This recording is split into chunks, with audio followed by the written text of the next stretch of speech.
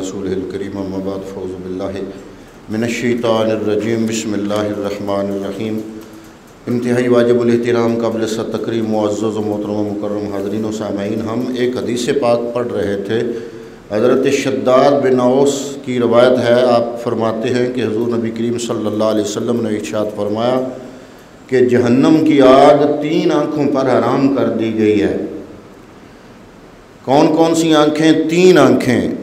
ایک ہے عین بکت من خشیت اللہ، ایک وہ آنکھ جو اللہ کے خوف سے رو پڑے، اس سے آنسو آ جائیں اللہ کے خوف سے، اس پہ جہنم کی آگ حرام ہے۔ اس کی تشریح ہم نے پچھلے سبق میں پڑھ لی تھی۔ آج ہم نے دوسری قسم پڑھنی ہے۔ دوسری کون سی آنکھ ہے جس پر جہنم کی آگ حرام ہے؟ دوسری ہے عین سحرت فی سبیل اللہ، وہ آنکھ جو اللہ کی راہ میں جاگتی رہی۔ اللہ کی راہ میں جو آنکھ جاگتی رہی، یہ ہے وہ تیسری آنکھ۔ تتجافی جنوبہم عن المضاجع، سورہ سجدہ کی آیت نمبر 16 ہے۔ دور رہتے ہیں ان کے پہلو اپنے بستروں سے۔ اللہ تعالیٰ نے قرآن مجید میں ان لوگوں کی یہ حالت بیان کی ہے۔ یہ عمل ان لوگوں کی سب سے اعلیٰ دولت ہے۔ اور دوسرے مقام پر فرمایا والذین یبیتون لربہم سجدا وقیاما، سورہ الفرقان، اور جو رات بسر کرتے ہیں اپنے رب کے حضور سجدہ کرتے ہوئے اور قیام کرتے ہوئے۔ ابتدائی اسلام میں راتوں کا قیام فرض تھا اور حکم تھا کہ ساری رات عبادت الہی میں مصروف رہو، حتیٰ کہ راتوں کو بہت زیادہ قیام کرنے کی وجہ سے صحابہ کرام کے رنگ زرد پڑ گئے اور وہ حصول معاش کے لیے کام کاج کرنے سے بھی قاصر ہو گئے۔ اللہ تعالیٰ نے ان کی حالت پر فضل و رحم فرماتے ہوئے یہ حکم نازل فرمایا کہ تم لوگوں کے لیے شب بیداری بہت دشوار ہے، اور ہم تمہارے لیے یہ دشواری نہیں بلکہ آسانی چاہتے ہیں، جیسا کہ ارشاد خداوندی ہے یرید اللہ بکم اليسر ولا یرید بکم العسر۔ اللہ تعالیٰ تمہارے لیے یہ آسانی چاہتا ہے اور نہیں چاہتا تمہارے لیے دشواری۔ اللہ تعالیٰ نے حکم فرمایا ہے پیارے محمد صلی اللہ علیہ وسلم، رات کو سویا کرو، آپ کے پاس بہت لمبا دن ہوتا ہے، اس میں عبادت کر لیا کرو، جیسا کہ ارشاد خداوندی ہے ان لک فی النہار سبحا طویلا، یقیناً آپ کو دن میں بڑی مصروفیتیں ہیں۔ علامہ غلام رسول سعیدی صاحب نے تبیان القرآن میں آپ لکھتے ہیں کہ ایک جماعت نے یہ کہا کہ شب معراج سے پہلے صرف رات کی ایک نماز فرض تھی اور اس میں وقت کی کوئی تحدید نہیں تھی، قید نہیں تھی۔ علامہ حربی نے کہا کہ پہلے 2 نمازیں فرض تھیں، 2 رکعت صبح طلوع آفتاب سے پہلے کی نماز فرض تھی اور 2 رکعت شام غروب آفتاب سے پہلے کی نماز فرض تھی، یعنی عصر بھی 4 نہیں 2، کیونکہ اللہ تعالیٰ کا ارشاد ہے سورہ آل عمران کی آیت نمبر 41 ہے وَسَبِّحْ بِالْعَشِيِّ وَالْإِبْكَارِ، صبح اور شام کو اللہ تعالیٰ کی تسبیح کیجیے۔ امام شافعی اور بعض اہل علم نے نقل کیا ہے کہ پہلے پوری رات کی نماز فرض تھی، پھر حسب ذیل آیت سے پوری رات کا قیام منسوخ ہو گیا۔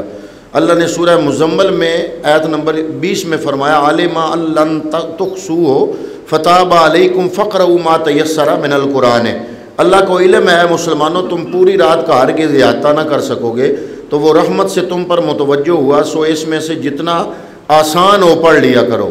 اور جب شب اسرا کو 5 نمازیں فرض ہوئیں تو رات کے حصے کے قیام کی فرضیت منسوخ ہو گئی۔ تبیان القرآن جلد نمبر 1 صفحہ نمبر 266۔ اس حکم کے نزول کے ساتھ حضور صلی اللہ علیہ وسلم غمگین ہو گئے کہ اس قسم کی اعلیٰ عبادت سے میری امت محروم رہ جائے گی۔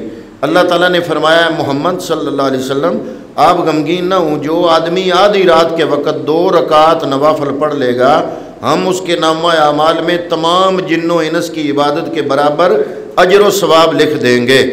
اسی وجہ سے حضور صلی اللہ علیہ وسلم نے فرمایا رکعتان فی جوف اللیل خیر من الدنیا وما فیہا ولولا ان اشک علی امتی لفرضتها۔ حضور ارشاد فرماتے ہیں کہ رات کے درمیانی حصے میں 2 رکعات نوافل پڑھنا دنیا اور ما فیہا، یعنی جو کچھ دنیا میں ہے اس سے بہتر ہے۔ اگر مجھے اپنی امت کے لیے شاک نہ گزرتا، یعنی یہ محسوس نہ ہوتا کہ امت پر مشکل بن جائے گی، تو میں ان کو فرض کر دیتا۔ جب حضور صلی اللہ علیہ وسلم کی پوری امت سے قیام لیل کا حکم اٹھا لیا گیا تو آپ صلی اللہ علیہ وسلم کو رات کے قیام کا ان الفاظ میں حکم دیا گیا۔ سورہ مزمل کی آیت نمبر 2، قم اللیل، رات کے کو نماز کے لیے قیام فرمایا کیجیے۔ اس ارشاد خدا بندی کے بعد حضور پوری رات عبادت الہی میں مصروف رہتے، حتیٰ کہ آپ کے پاؤں مبارک پر ورم آ جاتا۔ آپ صلی اللہ علیہ وسلم کی حالت دیکھ کر کفار مکہ آپ صلی اللہ علیہ وسلم پر زبانیں تان دراز کرنے لگے اور انہوں نے کہا کہ ما انزل القرآن علی ھذا الرجل الا لشقاوت، اس آدمی یعنی حضرت محمد صلی اللہ علیہ وسلم پر شقاوت کے لیے یعنی بدبختی کے لیے استغفر اللہ قرآن مجید نازل کیا گیا ہے معاذ اللہ۔ اللہ تعالیٰ نے ان کے جواب میں فوراً ارشاد فرمایا طٰہٰ ما انزلنا علیک القرآن لتشقیٰ، نہیں اتارا ہم نے آپ پر یہ قرآن کہ آپ مشقت میں پڑھیں۔ اللہ نے کفار کے قول کو رد کرتے ہوئے فرمایا ہم نے اپنے محبوب کی شقاوت کے لیے قرآن کو نازل نہیں کیا۔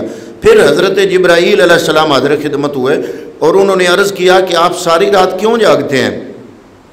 حضور صلی اللہ علیہ وسلم نے فرمایا آپ ہی تو میرے لیے یہ فرمان لے کر آئے تھے کہ قم اللیل، سورہ مزمل آیت نمبر 2، کہ رات کو قیام کیجئے۔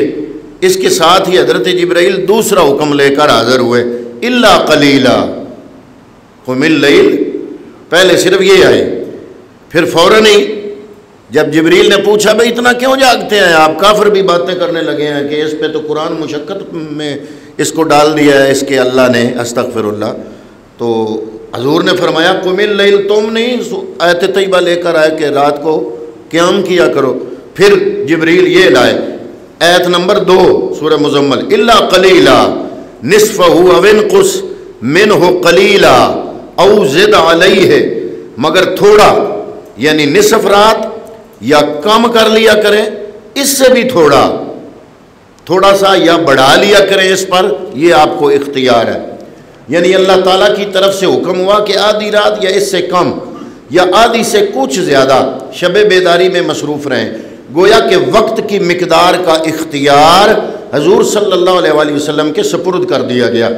اس کے بعد حضور صلی اللہ علیہ وسلم کبھی رات کا ابتدائی نصف حصہ اور کبھی ابتدائی تیسرا حصہ عبادت الہی میں مصروف رہتے، اور اس ترتیب کے بعد پھر اللہ تعالیٰ کی طرف سے حکم نازل ہوا کہ اے احمد ایک دفعہ رات کو سو جایا کریں اور پھر جاگ کر اللہ تعالیٰ کی بندگی کیا کریں، جیسا کہ ارشاد خدا بندی ہے بنی اسرائیل کی آیت نمبر 79، فتحجد بہ نافلۃ لک، اور نماز تہجد ادا کرو تلاوت قرآن کے ساتھ، یہ نماز زائد ہے، نافلۃ زائد ہے آپ کے لیے۔ بعض مفسرین فرماتے ہیں نافلۃ اللہ کا کہ معنی یہ ہے کہ اے احمد یہ صرف آپ پر فرض ہے، اور اگر آپ اپنی امت کے گناہگار بندوں کی شفاعت کرنا چاہتے ہیں تو راتوں کو جاگتے رہا کریں۔ ارشاد خداوندی ہے سورہ بنی اسرائیل، عسیٰ ان یبعثک ربک مقاما محمودا، یقیناً فائز فرمائے گا آپ کو آپ کا رب مقام محمود پر۔ تو شفاعت ہے، مقام محمود کیا چیز ہے؟ مقام محمود سے مراد مقام شفاعت ہے، اور بعض مفسرین نے کہا کہ مقام محمود فردوس اعلیٰ میں ایک مقام کا نام ہے، یا آپ یوں سمجھ سکتے ہیں کہ اس دنیا کے مقابلے میں بہشت مقام محمود ہے، بہشت اول کے مقابلے میں بہشت دوم مقام محمود ہے، اسی طرح دوسری کے مقابلے میں تیسری بہشت مقام محمود ہے، جبکہ بعض مفسرین نے کہا ہے کہ مقام محمود دار الجلال میں ایک مقام ہے جو صرف حضور صلی اللہ علیہ وسلم کے لیے مخصوص کیا گیا ہے۔ علامہ غلام رسول سعیدی صاحب طبیان القرآن میں اسی سورہ مزمل کی تفسیر میں لکھتے ہیں کہ سعید بن ہشام بن عامر سے ایک طویل حدیث مذکور ہے، انہوں نے حضرت عائشہ صدیقہ رضی اللہ تعالیٰ عنہ سے رسول اللہ صلی اللہ علیہ وسلم کے قیام کے متعلق پوچھا۔ آپ نے فرمایا تم سورہ مزمل نہیں پڑھتے؟ انہوں نے پوچھا حضرت ام المومنین عائشہ صدیقہ سے کہ حضور رات کو کیسا قیام کرتے تھے؟ تو حضرت عائشہ صدیقہ نے فرمایا کہ تم سورت مزمل نہیں پڑھتے؟ انہوں نے کہا کیوں نہیں؟ آپ نے فرمایا اللہ تعالیٰ نے اس سورت کے شروع میں آپ پر رات کا قیام فرض کر دیا تھا، پھر نبی صلی اللہ علیہ وسلم اور آپ کے اصحاب 1 سال تک رات کو قیام کرتے رہے، اور اللہ تعالیٰ نے اس سورت کے آخری حصے کو 12 مہینوں تک روکے رکھا، حتیٰ کہ اللہ تعالیٰ نے اس سورت کے آخری حصے میں تخفیف نازل فرمائی۔ پھر رات کا قیام نفل ہو گیا، جبکہ اس سے پہلے فرض تھا۔ صحیح مسلم شریف حدیث نمبر 746، سنن ابو داؤد شریف حدیث نمبر 1342۔ اسی طرح امام فخر الدین رازی نے بھی لکھا 5 نمازوں کی فرضیت سے تہجد کی نماز کی فرضیت منسوخ ہو گئی۔ تبیان القرآن جلد نمبر 12 صفحہ نمبر 338۔ اسی طرح حضرت ام المومنین سے آپ کی رات کی نماز کے بارے میں پوچھا گیا تو آپ نے فرمایا کہ آپ صلی اللہ علیہ وسلم 8 رکعت تہجد اور 3 وتر ادا کیا کرتے تھے۔ ایک حدیث پاک میں کہ حضور صلی اللہ علیہ وسلم اپنے یار غار حضرت صدیق اکبر کو آپ نے فرمایا، اے ابو بکر، اگر تم چاہتے ہو اللہ تعالیٰ قبر میں تمہاری فریاد سن لے تو پھر آپ آدھی رات کے وقت اللہ تعالیٰ کی عبادت کریں۔ حضور نے نماز تہجد پڑھنے والوں کے بارے میں فرمایا، للمتہجدین عند اللہ اجر عظیم، تہجد گزار بندوں کے لیے اللہ تعالیٰ کے ہاں بہت اجر عظیم ہے۔ مروی ہے کہ حضور صلی اللہ علیہ وسلم نے حضرت عائشہ صدیقہ رضی اللہ تعالیٰ عنہ کو فرمایا، اے عائشہ، انسان کی آدھی زندگی رات اور آدھی زندگی دنوں پر مشتمل ہے، چنانچہ تم اپنے آپ پر لازم کر لو کہ تم بھی آدھی زندگی سو کر نہیں گزارو گی۔ حضور صلی اللہ علیہ وسلم نے ایک صحابی کو فرمایا، قم اللیل، رات کو قیام کرو، ولو بقدر حلبۃ شاۃ، اگرچہ ایک بکری کے دونے کے برابر ہو، یعنی بکری دوئی جاتی ہے نا، دودھ دویا جاتا ہے بکری کا، جتنی دیر بکری کو کے دودھ دونے کو لگتی ہے چاہے اتنی دیر کے لیے ہی جاگو۔